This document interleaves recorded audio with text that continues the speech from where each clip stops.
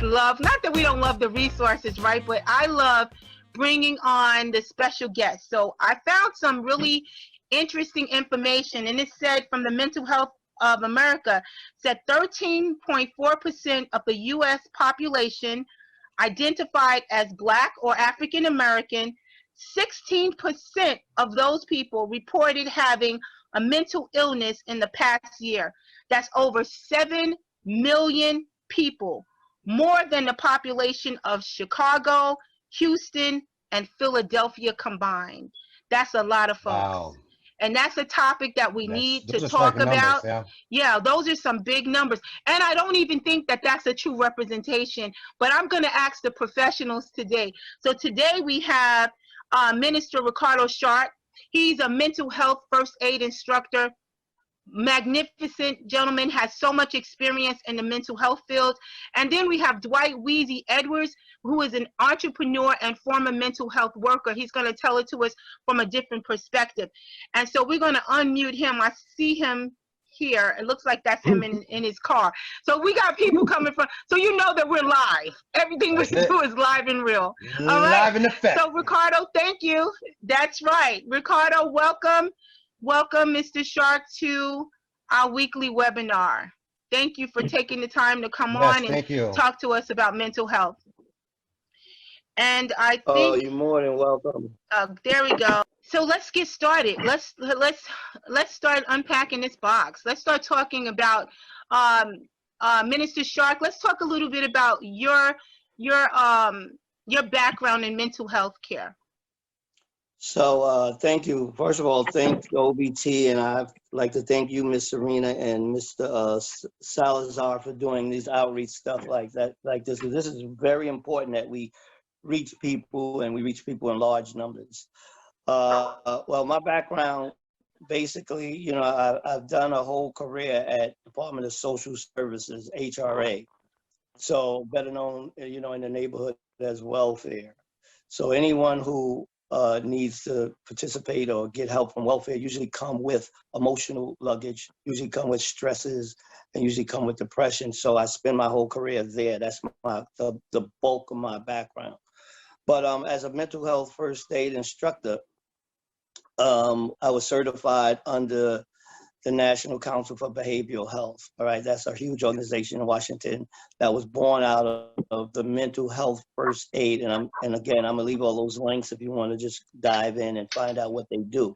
So that's where my certification. So what we basically do in my background is to deal with lay people, people who don't have no knowledge of psychology, most people who would not even be interested in psychology, and give them some groundwork to learn how to recognize signs and symptoms.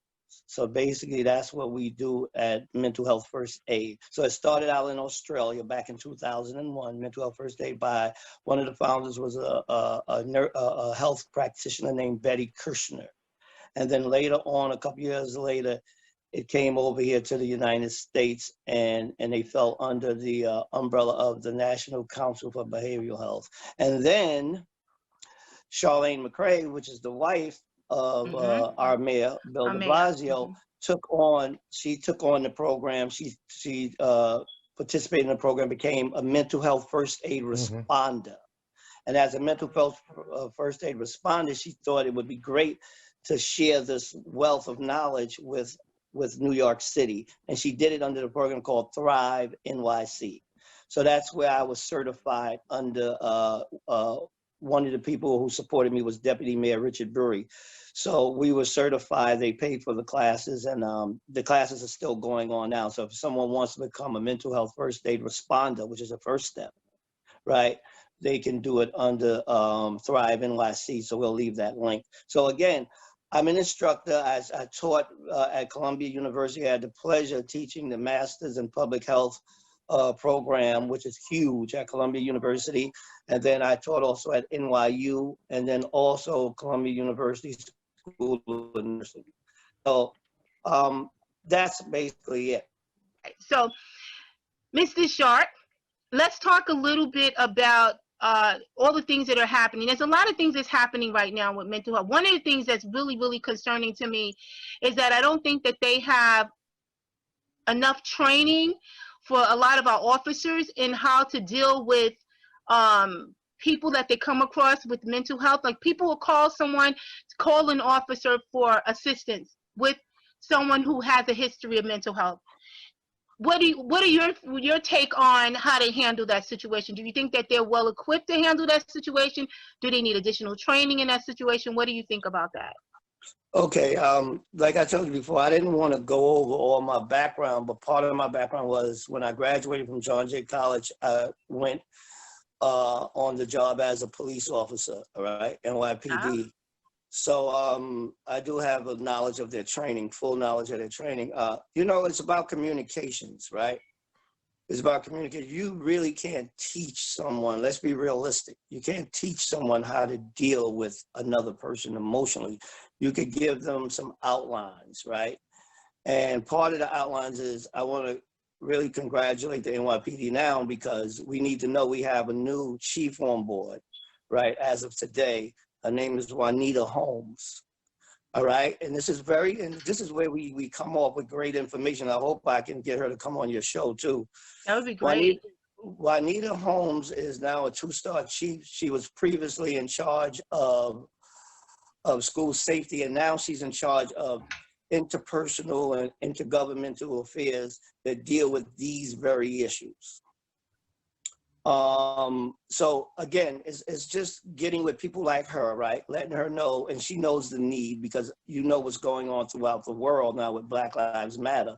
The climate and the soil is just right to start talking about these platforms. They're going to be taken on real quick now. We don't have to struggle to get a ear or somebody to listen now. Mm-hmm. So programs like Thrive NYC, which I love, you know, Thrive NYC, that makes people aware. Because remember, we previously talked, and I told you the first step is just making people aware that there is an issue or how to recognize an issue. Then the second step is providing people like you, your organization, OBT, and other organizations to continue to outreach. But yeah, your question, NYPD officers need to revamp the training. You know what I'm saying? The training in the academy is only 6 months. You can't really teach that much in 6 months. So you're taking a young person, when I came on the job, you're taking a person who's 20-something years old, right? And with 60 credits of college, right? Which very few credits are in psychology or interpersonal skills. And then you're giving them limited information for 6 months, and then you're handing them a gun, right? So that's training and telling them to go out and enforce laws. 6 months. So we have to look at that training, and that training may have to be extended, right? And some of the certifications have to be increased. All right, those are some of the first steps. And again, let me just end up by saying this. Juanita Holmes, you should put 3 stars next to her name and look her up and let her know that Minister Shark talked about it, because she just came on the job. She just was promoted today. Oh, wow. Okay, I'll reach out. So and, go ahead. No, go ahead. No, go ahead. I was going to ask you a question. I wanted to go into another question. I wanted to ask you, is there causes of mental health issues? Are there some? I know that I read that there are 5 factors. So maybe you could say factors. But are there? I know the traumatic experiences. But are there some that you see quite often that are causes of mental health issues? All right, let me just keep it real gully for the hood. Being broke, all right, is a major cause. Not having an income, not having money, triggers stress, right? And also there's a high correlation with people, and the reason why I said being broke, because mental health issues are high in certain zip codes. You're right, so you can throw a dot, and if you hit a zip code that's 130 or 127, any of those Bronx zip codes, which is the same correlation of COVID-19. It's the same correlation of asthma. They all correlate. So it has to do with income. It has to do with resources, right? Some of the causes are genetic. We don't want to overlook that. But then we got to also look at nutrition. You see what I'm saying? Because nutrition brings on genetics. What are you eating? What are you putting in your body? Those are causes. But when I didn't mean it as a joke when I said broke, but not having money Yeah, sure. causes all sorts of psychological implications, you know. And I know I grew up on public assistance, the very place that I retired from. So I grew up on that. And then again, there's several different causes. Like I said, genetics, living in the inner city is a cause, and then traumatic experience. You know what I'm saying? Like I said, just struggling every day about trauma. You know what I'm saying? But let me just give you two quick acronyms, right, to put it in perspective. I like to put things in perspective. So one of the acronyms on recognizing that someone may have a sign, right, is W as in wagon, A as in apple, and R as in run. So it spells out war, which is ideal. So the W means if someone has a problem with their work, they don't want to go to work, they get to work, they can't function at work, that's a sign that they may have a mental health issue. Right, I'm gonna break it down. And then the A as an apple, activities. People normally can't, who may have a mental health issue, they can't do daily activities that we take for granted, like paying your bills, cutting your hair, brushing your teeth, going to the laundry, right? Getting along with others, right? Cleaning their clothes, right? Picking up little, tying their shoelaces. You might take these things for granted, but in that area of activities, you can see that somebody, wow, she's not bathing, she's not washing up, her hygiene or his hygiene is off. You know, those are signs that key you in, or those are signs that you see. And then the R, here's the big R, stands for relationships. When you see someone who can't sustain relationships, they go through relationships and different women, different men. They can't sustain relationships at work or with their mother, with their father. There's always something going on. And then let me just finish with this other last acronym, which is symptoms. Symptoms are hard because you cannot see symptoms. So you got to always ask about symptoms. And I use another acronym that called BET. B as in boy, E as in Edward, and T as in Thomas. So the B stands for behavioral issues. You'll notice people that act outside of the norm, you know, and there's no real definition, but you'll say, he's pretty odd, this is strange, right? Or if somebody who talks a lot, you know them as talking a lot, but all of a sudden out of nowhere, they're quiet. Not talking. They're withdrawn. And it's usually loved ones. You're trying to get across to them. Wow. You know, and then the E, emotions. A lot of people will have emotional issues. Like one classic emotional issue is constant crying, right? Uncontrollable crying out of nowhere. You know what I'm saying? That's a definite sign. Or either what I call bipolar, having one extreme or the other. You know, the screaming loud, you know, and obnoxious behavior, right? And then the T, thoughts. This is very important, this one, thoughts. And let me put it in park when I talk about thoughts. Their thoughts usually surround negativity, usually surround death, usually surround hopelessness and helplessness. Like it could be the most sunniest day in the world, but when you speak to this person, it's a sad day. They're always talking about negative things, right? They're always talking about I think my heart is not beating right. Or you know, somebody's after me. So those are the signs that I always talk about. So when I taught at Columbia, the school, I said I wanted to sanitize the program that we had. And I want to sanitize it in the form of acronyms. So those are the basic acronyms. Wow. And yeah, so you can always see that on my Facebook, Ricardo Shark. I'm always talking about that. So I just wanted to get that out. So you could get a blueprint of what to look for. So now when you walk away from this webinar, you can say, you know what? Shark was right. War. Yep. And BET. So go ahead with your question. I just wanted to get that out. Thank you. Because you know what? That's something that we can use, especially when we see behavior. Sometimes you see behavior in our loved ones, you see, and sometimes it's a traumatic experience, and you'll see some display of behavior. You go like, wow, that's kind of odd. That's not like them, right? So now when remembering the acronyms, I could go like, wait a minute, let me apply some of this to being able to see some of the signs and symptoms, because otherwise you may not be able to even get involved or offer some assistance because you don't really even know what's going on, or to think that there is something actually going on. That's the biggest thing. So also in this webinar, you know, let's not, when we talk about mental health, let's go to the apex of mental health real quick, suicide. Right? Because when everything fails and all of these emotions are out the window, then the person says to you they want to kill themselves, right? What do you do? Let's address that real quick, because that's so important. We will fail if we have this webinar and don't briefly discuss that, right? So if someone tells you they're going to commit suicide, you take that very serious, right? You call 911. There's no talking them down, and you stay with them until help comes. You tell the operator, and then you ask people, if you even suspect a person of wanting to kill themselves, we address it head on. Let me tell you why. We ask them, do you want to kill yourself? Some people may say, well, Mr. Shark, that might trigger it. No, it's not. It actually releases a pressure valve that you're saying it to them, and they will tell you, yes, I do want to kill myself. Or you having thoughts of suicide. You have to get that out the way.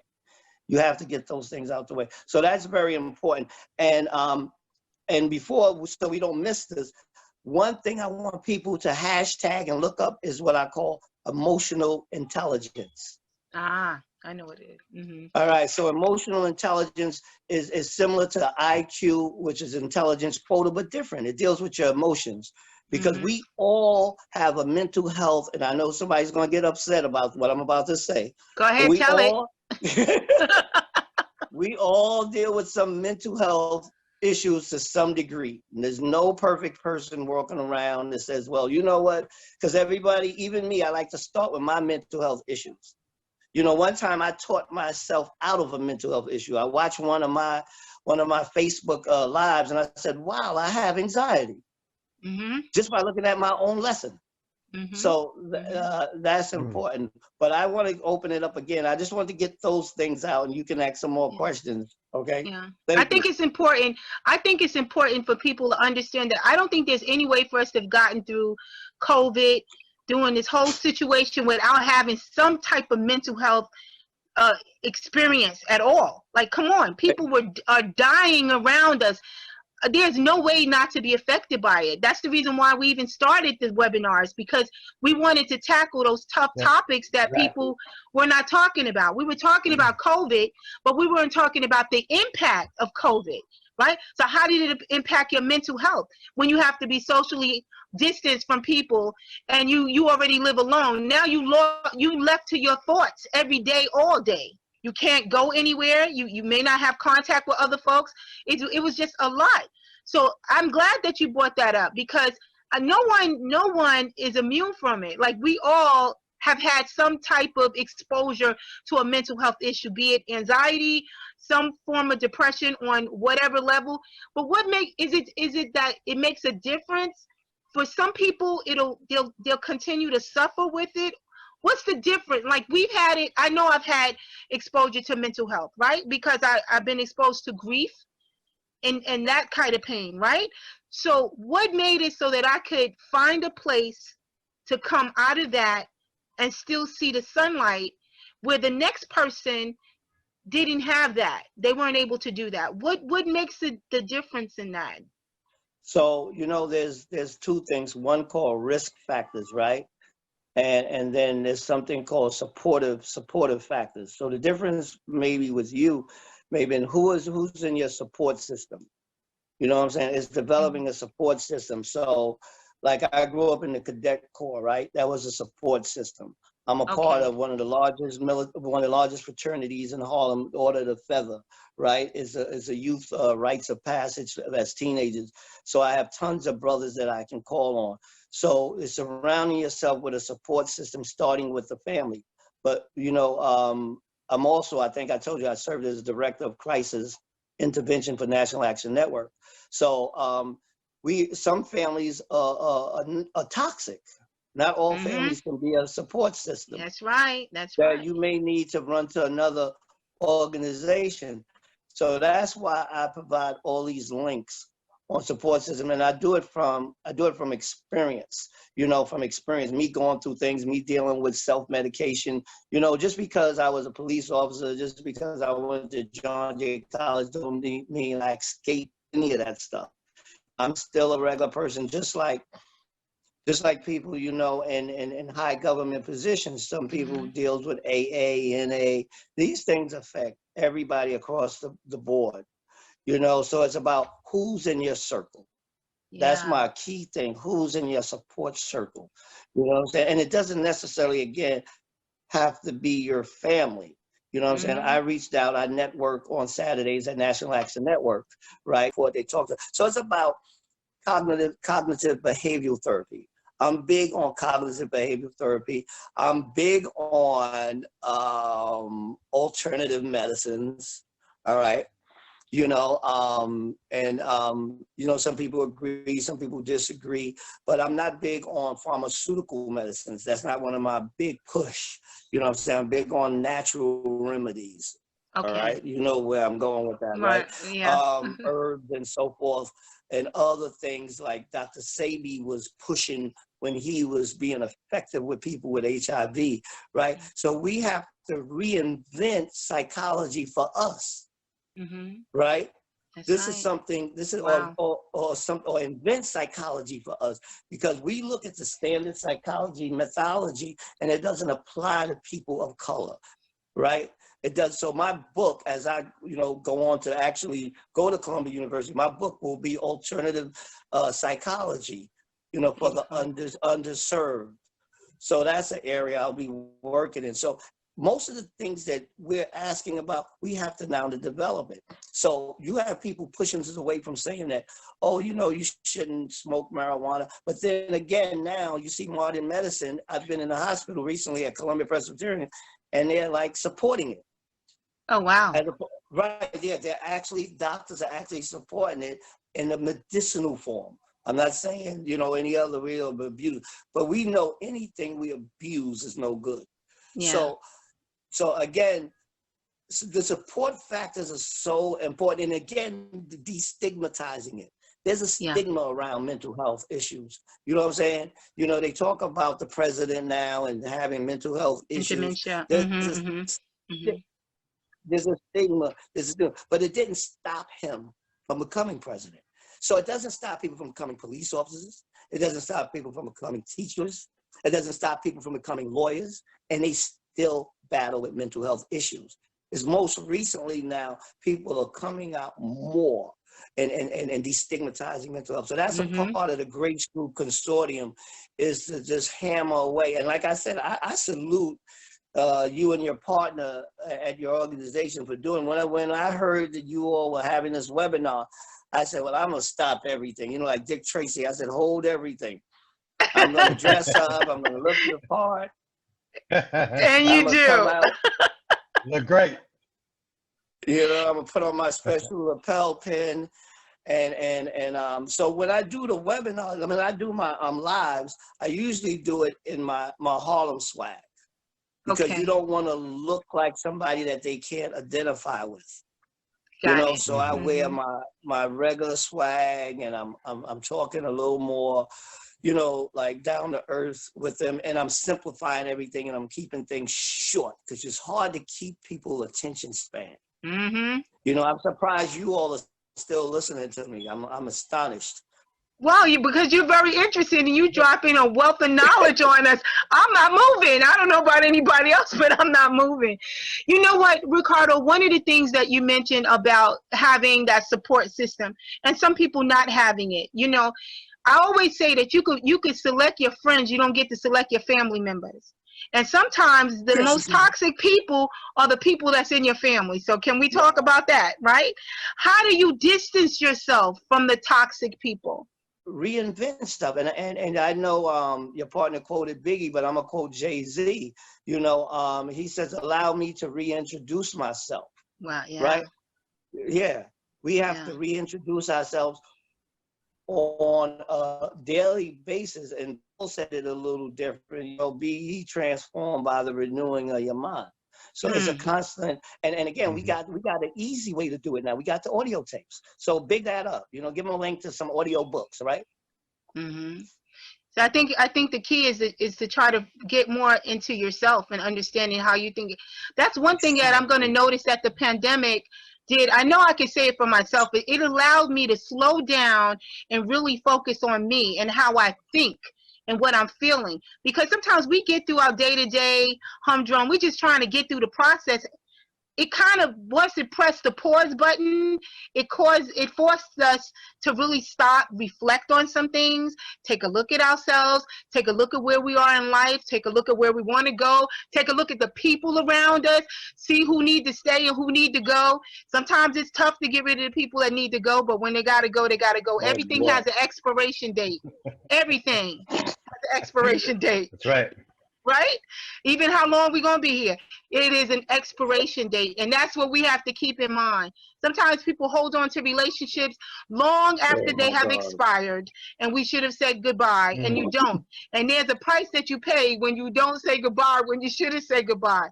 It will mess with your mental state as well. We have to just try to find a place. And if it's education, if it's, looking into a book, self-help books, like you mentioned, audio books, and just finding ourselves in there and being able to get a solid ground. I think you're absolutely right with that. Absolutely right with that. And I'm going to ask you, what are your final thoughts? What would you like our viewers to walk away with this webinar today? I mean, you've given us so much information, and I thank you for that. What would you like them to take away today? Well, I want them to take away this number, right? 1-888 NYC Well, right? 1-888 NYC Well. And that's the number to thrive. That's a 24-hour, 7-day-a-week number for people who are managing, some people who are not managing, some people who are just coping with mental health issues and need to reach out. They should reach out. That's a start. Today, we'll see you next Wednesday. Next Wednesday, we want to talk about sanitization. I want to know what makes the things that they say is making it sanitized in the churches and into the schools. What makes it so great and different and unique? So let's hear from the people who went into that business, who said that it's going to be great and safe for us. I want to hear from them next week at 1 o'clock. So join us there. Nice. 1 o'clock next week. Same place. Thank you. Thank you, Minister Shark. You Thank you, everybody. everyone. Bye. Have a great day. Be safe, everybody.